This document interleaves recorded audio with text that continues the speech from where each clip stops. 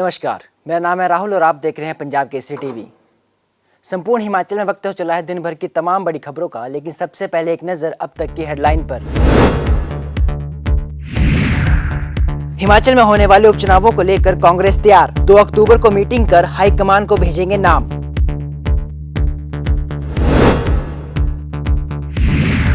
हिमाचल पहुंची अलका लांबा ने बीजेपी पर साधा निशाना। कहा, जेपी नड्डा और अनुराग ठाकुर दिल्ली से रोजगार की बजाय भेज रहे हैं नशे। कर्नल धनीराम शांडिल का भाजपा पर तंज। कहा, भाजपा की कार्य प्रणाली में सिर्फ घोषणाएं और झूठे वादे करना।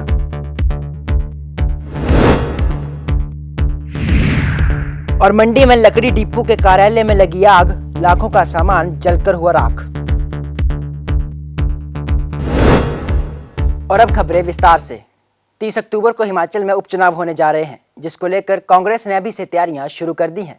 कांग्रेस प्रदेश अध्यक्ष कुलदीप सिंह राठौर ने बताया कि आने वाली 2 अक्टूबर को हिमाचल में एक बैठक की जाएगी, जिसमें उम्मीदवारों के नाम चुनकर हाईकमान को भेजे जाएंगे। देखिए, 2 तारीख को हमने 11:30 बजे जो हमारी प्रदेश इलेक्शन कमेटी है, हमने बैठक बुलाई है। इस बैठक में हमारे जो प्रदेश के सह प्रभारी हैं संजय दत्त जी, वो भी उपस्थित रहेंगे। इस बैठक में हम गहनता से उम्मीदवारों के चयन के बारे में बातचीत करेंगे और जो भी इस बैठक का निष्कर्ष होगा, उस निष्कर्ष से हम पार्टी आलाकमान को अवगत करा देंगे। देखिए, अब प्रत्याशियों की जब तक घोषणा नहीं होती तब तक कहना मुश्किल है। अभी तो प्रक्रिया के तहत हम काम कर रहे हैं। अंतिम फैसला जो है पार्टी आलाकमान ने लेना है और पार्टी आलाकमान जिन नामों पे मोहर लगाएगी उनकी घोषणा जो है हम करेंगे। देखिए, अभी जब चुनाव आयोग ने घोषणा की, उसके बाद एकदम से जो है चुनाव आचार संहिता अमल में आनी चाहिए थी, लेकिन अभी भी कई जगह पे घोषणाएं की जा रही हैं।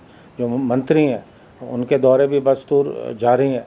अधिकारी भी जो है सरकार के कार्यक्रमों और नीतियों को लेकर लोगों में प्रचार कर रहे हैं। मैं उन क्षेत्रों की बात कर रहा हूँ जहाँ उपचुनाव होने वाले हैं और वहाँ होर्डिंग भी लगे। मेरा ये कहना है, मैं चुनाव आयोग को भी आज लिखने वाला हूँ कि तमाम होर्डिंग उन क्षेत्रों से जहाँ चुनाव होने वाले एकदम निकाले जाने चाहिए, उतारे जाने चाहिए और सरकार को जो है चुनाव आचार संहिता का पूरा ख्याल रखना चाहिए और चुनाव आयोग को भी पूरी निगरानी रखनी चाहिए कि चुनाव आचार संहिता का जो है उल्लंघन ना हो सके। हिमाचल में उपचुनाव का बिगुल बजने के बाद राजनीतिक सरगर्मियां तेज हो चुकी हैं। कई कांग्रेसी नेता हिमाचल का रुख कर रहे हैं। कांग्रेस और बीजेपी में आरोप प्रत्यारोप का दौर शुरू हो गया है। कांग्रेस ने बीजेपी सरकार पर देश में नशे के कारोबार को बढ़ावा देने का आरोप लगाया है। इसके अलावा अलका लांबा ने गुजरात के अडानी पोर्ट पर मिली हजारों करोड़ की हेरोइन की जांच की मांग भी की है। सबने देखा, अखबारों में आया, लेकिन राष्ट्रीय मीडिया के बाद वो खबरें गायब हो गई या गायब करवा दी गई। क्यों? क्योंकि सत्ता में बैठी सरकार, डबल इंजन की सरकार, जिसकी सरकार केंद्र में है, उस भाजपा की सरकार जिसकी सरकार हिमाचल में है, उसके पास कोई जवाब नहीं था, इसलिए वो गायब कर दी गई। मैं ये नहीं कह रही आपने गायब की, वो गायब करा दी गई, उसे आने नहीं दिया गया क्योंकि जवाब नहीं था। सवाल बिल्कुल पूछूंगी, भाजपा के राष्ट्रीय अध्यक्ष जेपी नड्डा जी इसी हिमाचल प्रदेश से आते हैं और दिल्ली बैठे हैं। इसी हिमाचल प्रदेश से भाजपा के युवा चेहरा केंद्रीय मंत्री अनुराग ठाकुर भी आते हैं।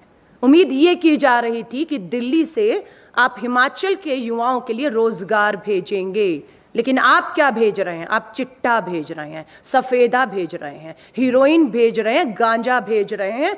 आप हिमाचल के युवाओं को बर्बाद कर रहे हैं। ये मैं नहीं कह रही हूं, ये शिमला पुलिस ने आंकड़े जारी किए हैं। इन आंकड़ों में ये लिखा गया है 300 किलो गांजा पकड़ा गया। ये अब तक की गांजे की सबसे बड़ी खेप थी है। ये मैं नहीं कह रही हूं, ये तो आप ही की शिमला की पुलिस कह रही है। 300 किलो, और ये पहली बार नहीं है। ये वाक्य शुरू होता है,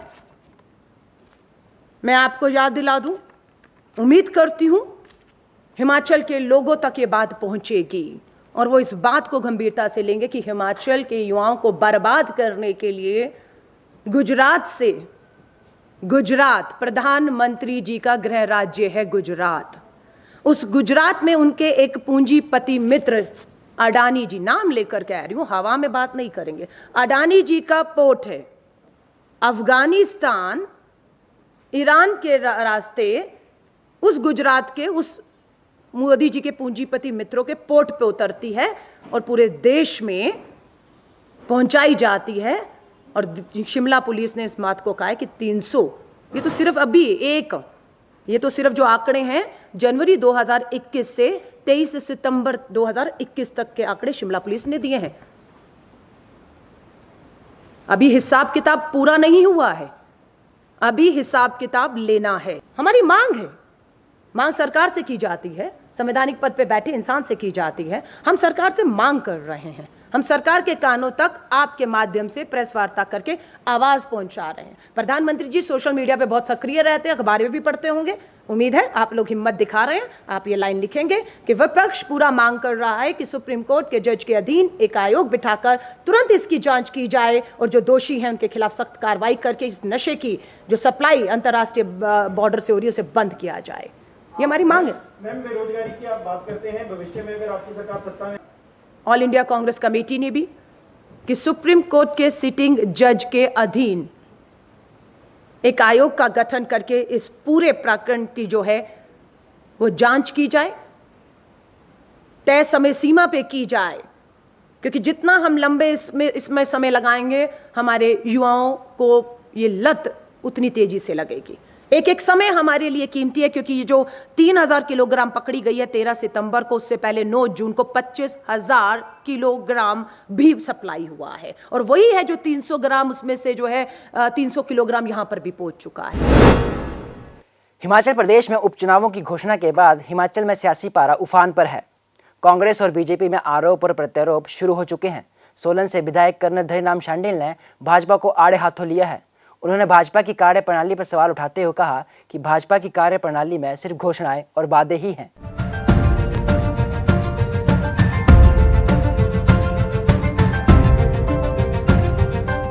हिमाचल प्रदेश में उपचुनावों की घोषणा के बाद सियासी पारा हाई हो चुका है। भाजपा और कांग्रेस में आरोप प्रत्यारोप का दौर शुरू हो गया है। जिला सोलन से कांग्रेस विधायक कर्नल धनीराम शांडिल ने भाजपा को आड़े हाथों लिया। धनीराम शांडिल ने भाजपा की कार्यप्रणाली पर सवाल उठाए हैं। उन्होंने कहा कि भाजपा की कार्यप्रणाली में सिर्फ घोषणाएं और वादे ही शामिल हैं। उन्होंने आगे क्या कुछ कहा वो आप भी सुनिए। कार्यप्रणाली में ही कार्य ही हैं जो सबसे प्रधान है, मैं सच आपको बताऊं। और इन लोगों की प्रणाली में अनाउंसमेंट्स और बहुत बड़े बड़े वादे करना शामिल है। ये तो मैं अंडरलाइन कर लेता हूँ इस बात को।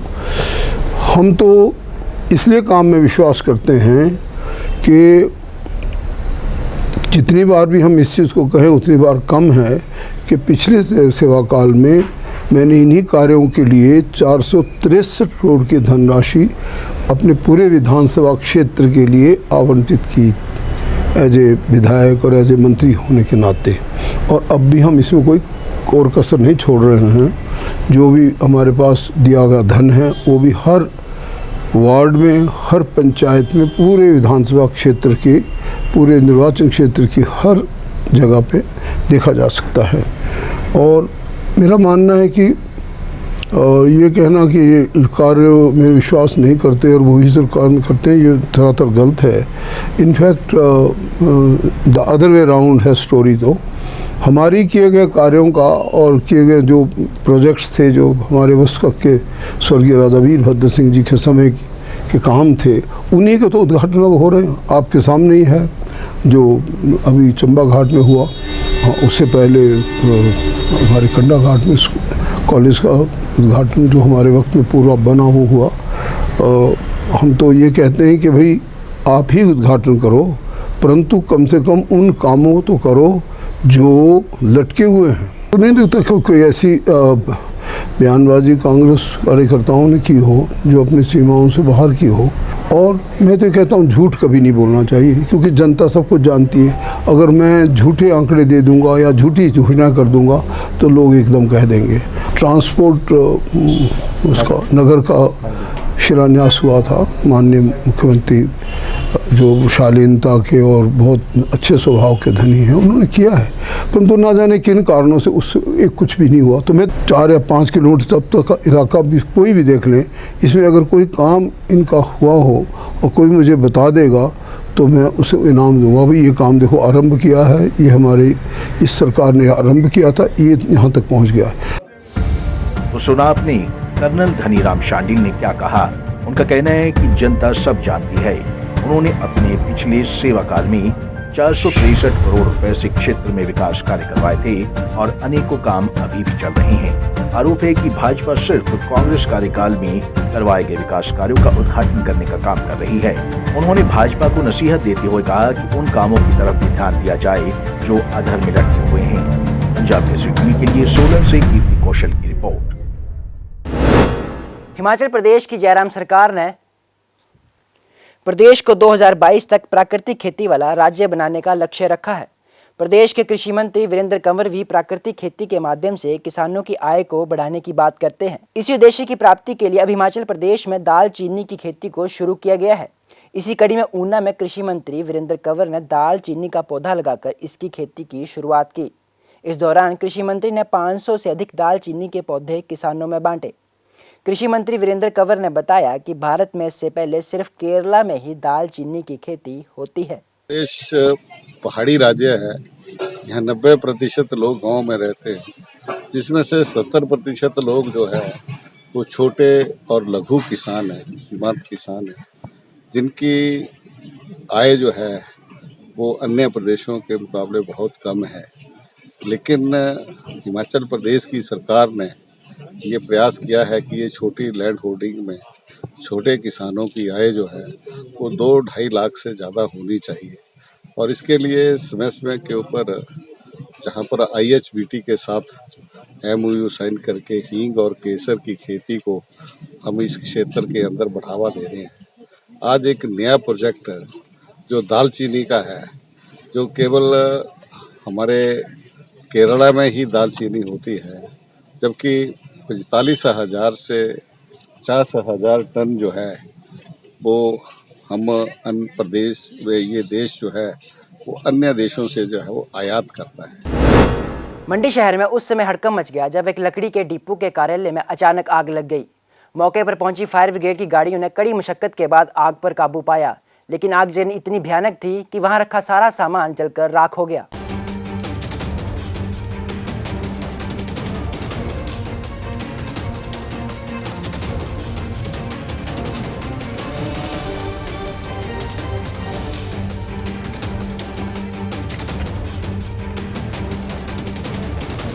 मंडी शहर के खलियार वार्ड में वन निगम के लकड़ी डिपो के कार्यालय में अचानक आग लग गई और ये आग लगने से पूरा कार्यालय जलकर राख हो गया।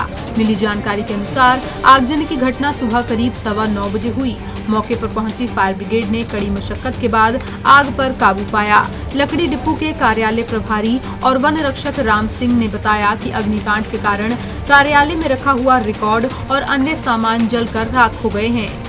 उन्होंने बताया कि जैसे ही वो खुद और अन्य कर्मचारियों के साथ कार्यालय पहुंचे तो उन्हें साथ लगते हुए कमरे से धुआं उठता हुआ नजर आया।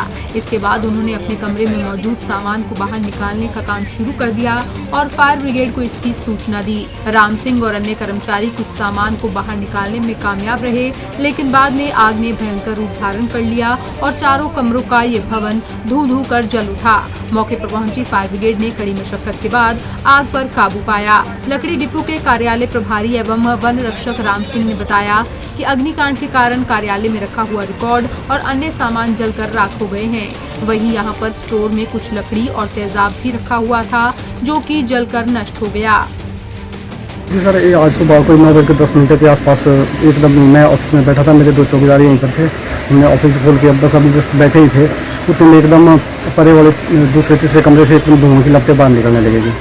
और जैसे ही धुआं बाहर निकला हम लोग बाहर की तरफ दौड़े। हमने जो भी हो सकता था हमने वो सामान बचाने की कोशिश करी, अपना कुछ रिकॉर्ड बचा लिया। बाकी कुछ जो हमारा नेक्स्ट ऑफिस था उसका रिकॉर्ड मैक्सिमम जो है जल चुका है, उसको हम नहीं बचाया क्योंकि आग इतनी तीव्र गति से चली हुई थी कि उसको हम नहीं बचा पाए। बाकी रही बात इसके आग लगने का हमें कोई समझ नहीं आ रहा है, मे भी हो सकता है शॉर्ट सर्किट की वजह लगी हो, अदरवाइज तो कोई ऐसे स्टोर में हमारे तो कुछ नकारा सामान था नहीं, अनसर्विसेबल मटेरियल था उसमें।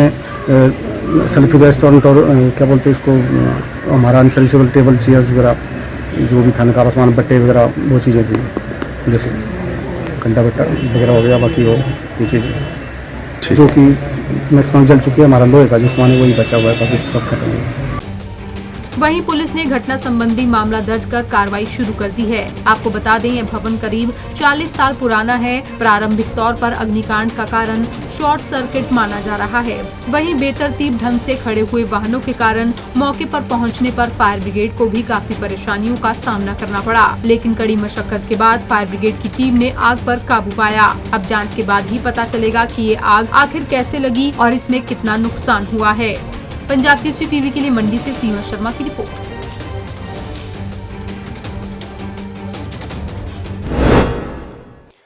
और अब बात करते हैं जिला लाहौल स्पीति की। जिला लाहौल स्पीति में पर्यटक अब इलेक्ट्रिकल कार से आना शुरू हो चुके हैं। अब इलेक्ट्रिकल कार से दिल्ली से काजा आना काफ़ी आसान हो गया है। देखिए हमारी ये खास रिपोर्ट।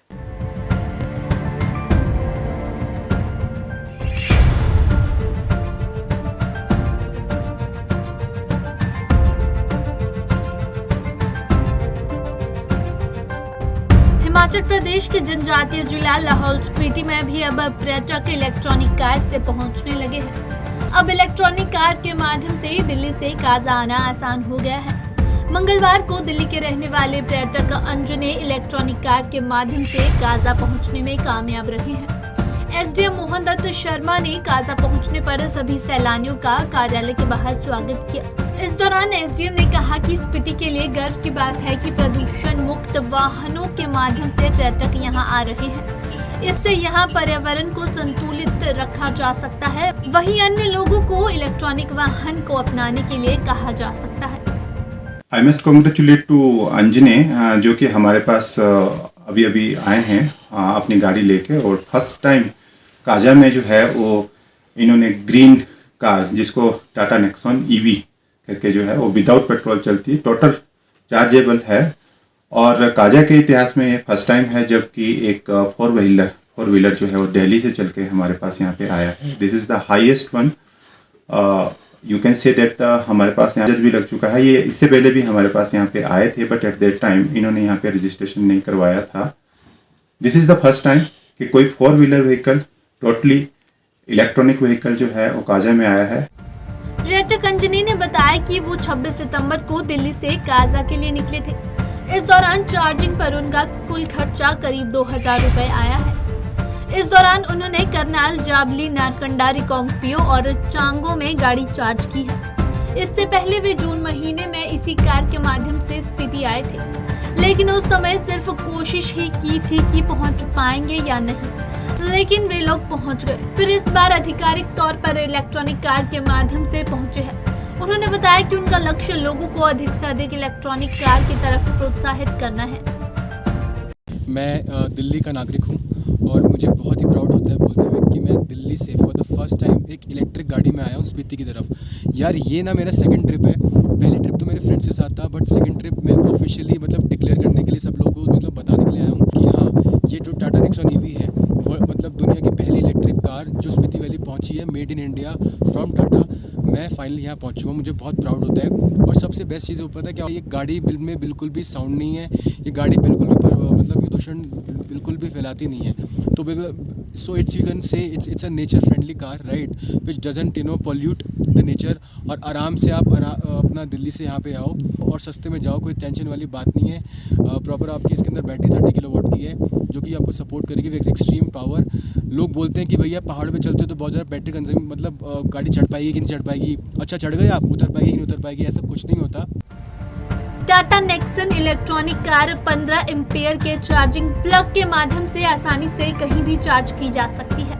साथ ही इस कार के माध्यम से पर्यावरण को संतुलित रखा जा सकता है। तो वहीं अन्य लोगों को भी इलेक्ट्रॉनिक वाहन को अपनाने के लिए प्रेरित किया जा रहा है। वहीं ये पर्यटक अगले 2 दिन तक इसी कार के माध्यम से विश्व के सबसे ऊंचे वाहन योग्य सड़क गांव हिक्किम भी जाएंगे। पंजाब केसरी टीवी के लिए कुल्लू से मनमिंदर अरोड़ा की रिपोर्ट। जिला सिरमौर के पच्छाद विधानसभा क्षेत्र से कुछ ऐसी तस्वीरें सामने आई हैं जिसे देख हर कोई हैरान हुआ है। इन तस्वीरों को देख ऐसा लगता है कि मानो यहाँ विकास दूर दूर तक नहीं पहुँचा हो। सैकड़ों लोग आज भी अपनी जान जोखिम में डालकर इस नदी को पार करते हैं। क्या है पूरा मामला, देखिए रिपोर्ट।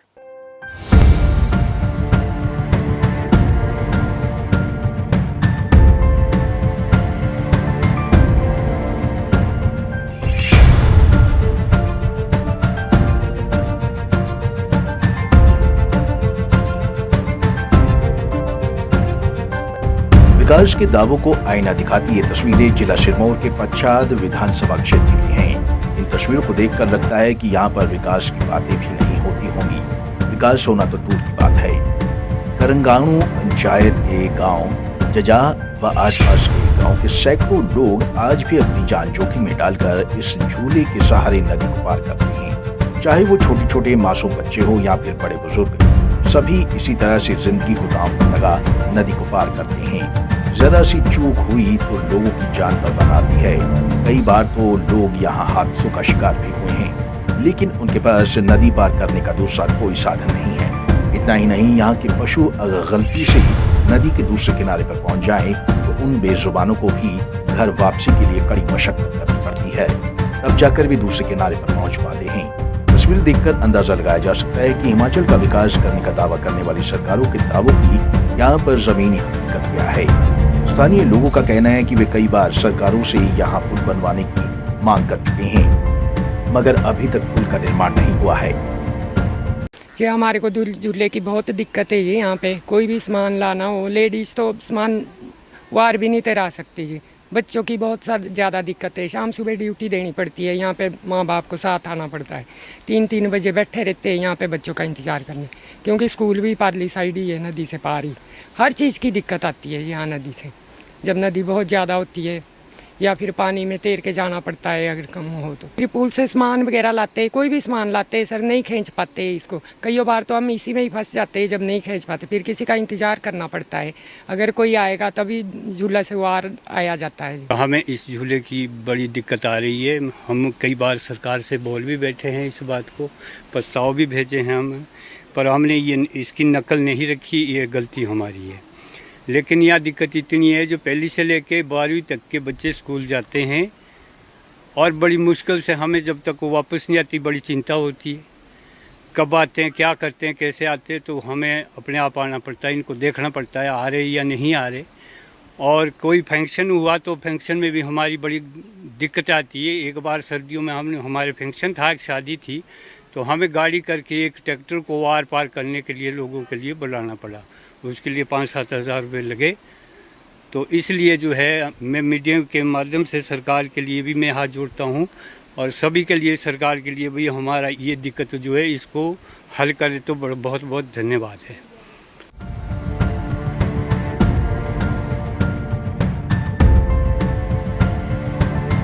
देश की वर्तमान सरकार हो या फिर उससे पहले की सरकारें, लगता है किसी भी तक इन लोगों की आवाज नहीं पहुंची। सरकारें आती हैं और चली जाती हैं। हर 5 साल बाद प्रदेश में सरकार बदल जाती है। अगर नहीं बदलती है तो वो है इन लोगों की किस्मत। पंजाब की टीवी के लिए नाहन से विनीता शर्मा की रिपोर्ट। मेरे साथ फिलहाल इतना ही। मुझे दीजिए इजाजत। नमस्कार।